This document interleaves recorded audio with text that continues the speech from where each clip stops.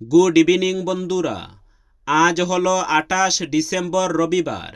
আজকের বরাক উপত্যকা তথা আসামের শ্রীভূমি, শিলচর, হাইলাকান্দি এবং ভারতের বিভিন্ন প্রান্তের আজকের সন্ধ্যার বিশেষ বিশেষ খবরগুলি হল: মিশন বসুন্ধরা প্রকল্পে ইতিমধ্যেই লক্ষাধিক ভূমিপত্র পরিবারকে জমির পাট্টা দেওয়া হয়েছে।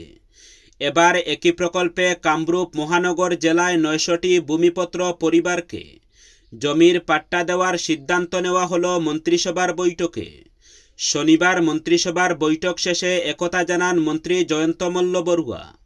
এছাড়াও এদিনের বৈঠকে আরও কিছু গুরুত্বপূর্ণ সিদ্ধান্ত নেওয়া হয়েছে।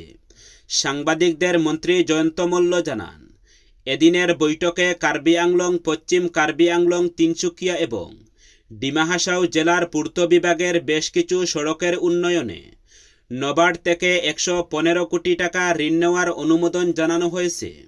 সেই সঙ্গে অসম পুলিশের অ্যাসিস্ট্যান্ট সাব ইন্সপেক্টর পদের পরীক্ষার এখন থেকে সশস্ত্র এবং নিরসস্ত্র পুলিশ কর্মীদের অংশগ্রহণের ব্যাপারেও অনুমোদন জানানো হয়েছে এদিনের বৈঠকে।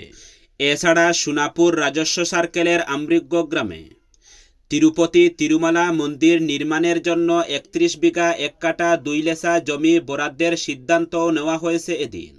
একই সঙ্গে Assam land and revenue regulation ১৮৬০-এর ১৮৩ এবং ১৮৮ রুল দুটিতেও কিছু সংশোধন করা হয়েছে মন্ত্রিসভার বৈঠকে। উদারবন বিধানসভা কেন্দ্র এখন বিজেপির কাছে আর ৫টা আসনের মতো নয়। এটি কার্যত দলের সাংগঠনিক বিশ্বাসযোগ্যতার এক কঠিন অগ্নিপরীক্ষা। আসন্ন বিধানসভা নির্বাচন যতই এগিয়ে আসছে, ততই এই কেন্দ্রে বিজেপির অন্দরমহলে বাড়ছে অস্থিরতা, অবিশ্বাস আর চাপাক্ষোভ। টিকিট কার ঝুলিতে যাবে এই প্রশ্নে শুধু প্রার্থী প্রত্যাশীরাই নন, দিশাহারা তৃণমূল স্তরের কর্মীরাও।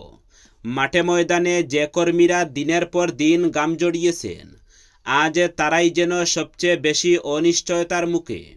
এই রাজনৈতিক টানাপোড়েনের কেন্দ্রে মুখ্যমন্ত্রী হিমন্ত বিশ্ব শর্মার সাম্প্রতিক বরাক সফরের ফাঁকেই কংগ্রেস থেকে রাজদীপ গোয়ালার সঙ্গে মুখ্যমন্ত্রীর দরজা বন্ধ বৈঠকের খবর সামনে আসতেই উদারবন্দের রাজনীতিতে পারদ একলাফে চলে যায়। বৈঠকের খবর ছড়িয়ে পড়ার সঙ্গে সঙ্গেই সামাজিক মাধ্যম জুড়ে শুরু হয় জল্পনার ঝড়। WhatsApp group, Facebook post, YouTube চ্যানেলে একটাই আলোচনা, উদারবন্দে বিজেপির প্রার্থী হিসাবে রাজদীপ গোয়ালার নাম নাকি প্রায় চূড়ান্ত। কিছু মিডিয়া এমন ভঙ্গিতে খবর পরিবেশন করেন যেন টিকিট বিলির প্রক্রিয়া শেষ হয়ে গিয়েছে, অথচ দলীয় স্তরে কোনো আনুষ্ঠানিক ঘোষণা নেই। বিহালির বাগমারিতে প্রশাসনের উচ্ছেদ অভিযান চলছে। রবিবার সকাল ৭টা থেকে ২৫৬ বিঘা জমিতে এই উচ্ছেদ অভিযান শুরু হয়েছে। জেলা প্রশাসনের উচ্চপদস্থ আধিকারিকদের পাশাপাশি পুলিশের ঊর্ধ্বতন কর্মকর্তাদের উপস্থিতিতে কড়া নিরাপত্তা বলয়ের মধ্যে এই বৃহৎ উচ্ছেদ অভিযান পরিচালিত হচ্ছে। উচ্ছেদের জন্য ২০টিরও বেশি বুলডোজার প্রস্তুত রাখা হয়েছে এবং হাজারেরও বেশি নিরাপত্তারক্ষী মোতায়েন করা হয়েছে যে কোনো ধরনের হিংসাত্মক পরিস্থিতি নিয়ন্ত্রণে রাখতে। পার্শ্ববর্তী জেলাগুলি থেকেও অতিরিক্ত পুলিশ ও নিরাপত্তারক্ষী আনা হয়েছে। বাগমারির পাওয়ার গ্রিড প্রকল্পের নিকটে ইতিমধ্যেই বুলডোজার মজুত করা হয়েছে এবং নিরাপত্তারক্ষীরা সতর্ক অবস্থানে রয়েছেন। উল্লেখ্য, বাগমারির ২৫৬ বিঘা জমিতে অবৈধভাবে দখল করে গড়বাড়ি নির্মাণ করা ৪৩৩টি পরিবারকে উচ্ছেদের নোটিশ পাঠানো হয়েছিল। প্রশাসনের উচ্ছেদের বিরুদ্ধে ৬৮টি পরিবার গুয়াহাটি হাইকোর্টে আবেদন দাখিল করে। সেই আবেদনের ভিত্তিতে গুয়াহাটি হাইকোর্ট ৬৮টি পরিবারের গড় উচ্ছেদের উপর স্থগিতাদেশ জারি করেছে। রবিবার হাইকোর্টের স্থগিতাদেশপ্রাপ্ত ওই ৬৮টি পরিবারকে বাদ দিয়ে বাকি পরিবারগুলিকে উচ্ছেদ করা হবে। ইতিমধ্যে উচ্ছেদের নোটিশ পেয়ে কিছু পরিবার এলাকা ছেড়ে চলে গেলেও এখনও কিছু পরিবার সেখানে অবস্থান করছে। উচ্ছেদ কার্যক্রম সুষ্ঠুভাবে সম্পন্ন করতে প্রশাসন পুরো এলাকাকে ৫টি জোনে ভাগ করেছে। চুরি হলো লরি বোঝাই আমুল তাজা দুধের প্যাকেট। এই ঘটনার তদন্তে নেমে পুলিশ চুরি হওয়া বেশ কিছু দুধের প্যাকেট উদ্ধারের পাশাপাশি গ্রেফতার করেছে ৩ জনকে। ধৃত তিনজন হাইলাকান্দি জেলার লালা ৮ নম্বর ওয়ার্ডের বাসিন্দা লিটন দাস বয়স ৩৪ এবং রাজ্যেশ্বরপুর তৃতীয় খণ্ডের আজিরউদ্দিন লস্কর বয়স ৩২ ও নন্দগ্রামের জুবের হোসেন বয়স ১৯। চুরির ঘটনা ঘটে গত ১৮ ডিসেম্বর। এক ব্যবসায়ীর ২৫০০০ কার্টুন আমুল তাজা দুধের প্যাকেট ট্রেনে আসার পর শালচাপড়া ইয়ার্ডে আনলোড করে গন্তব্যে নিয়ে যাওয়ার জন্য একটি লরিতে উঠানো হয়। ধৃত আজির ও জুবের ওই লরির সঙ্গে যুক্ত ২৫০০০ কার্টুন আমুল তাজার প্যাকেট সহ লরিটি গায়েব হয় শালচাপড়া থেকে। মালিকপক্ষ অনেক খোঁজাখুঁজি করে চালক ও লরির সন্ধান না পেয়ে রিপোর্ট করেন পুলিশে। এরপর তদন্তে নামে শালচাপড়া পেট্রোল পোস্ট পুলিশ। তদন্তে নেমে প্রথমত হাইলাকান্দি জেলার কাটলিছড়া থেকে খালি লরিটি উদ্ধার করে। এরপর দলছড়া এলাকার এক ব্যবসায়ীর গুদাম থেকে উদ্ধার করা হয় ৪৯ কার্টুন দুধ। ওই গুদামের মালিকের সূত্রে পুলিশ জানতে পারে সেসব তার কাছে বিক্রি করেছে লিটন দাস। এরপর গ্রেফতার করা হয় লিটনকে। লিটনের সূত্রে সন্ধান মেলে আজির এবং জুবেরেরও। তিনজনকে গ্রেফতারের পর তাদের জিজ্ঞাসাবাদের সূত্রে লালায় লিটনের একটি গুদাম থেকে বাজেয়াপ্ত করা হয় আরও প্রায় ৮০০ কার্টুন দুধের প্যাকেট। পুলিশ বর্তমানে বাকি দুধের কার্টনগুলো উদ্ধারের জন্য চেষ্টা চালাচ্ছে।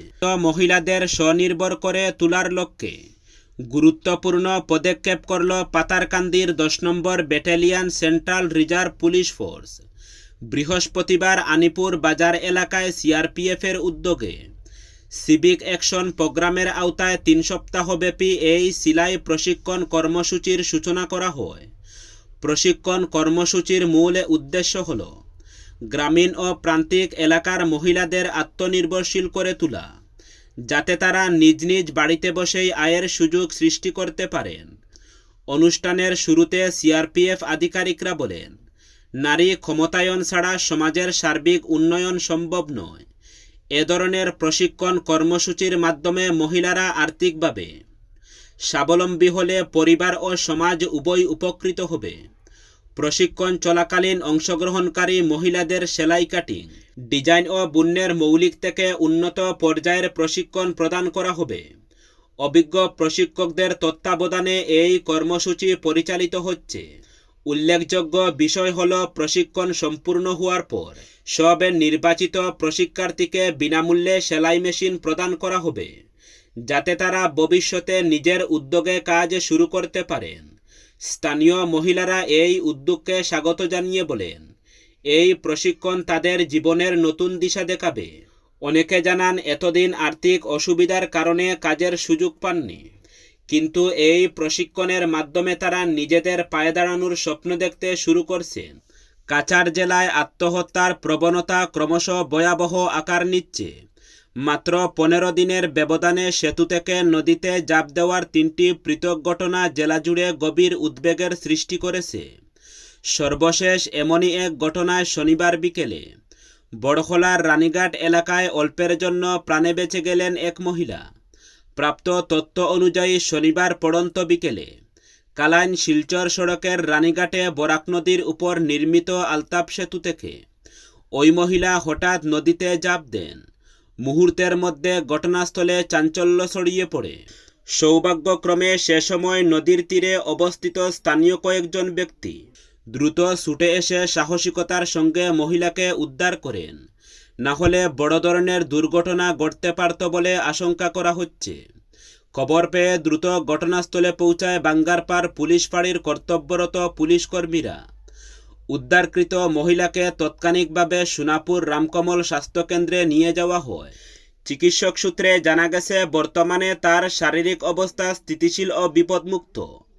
পুলিশ ও সংবাদ মাধ্যমকে দেওয়া প্রাথমিক বক্তব্যে ওই মহিলা জানান, তার বাড়ি শিলচর শহরতলির বদুরাইল এলাকায়।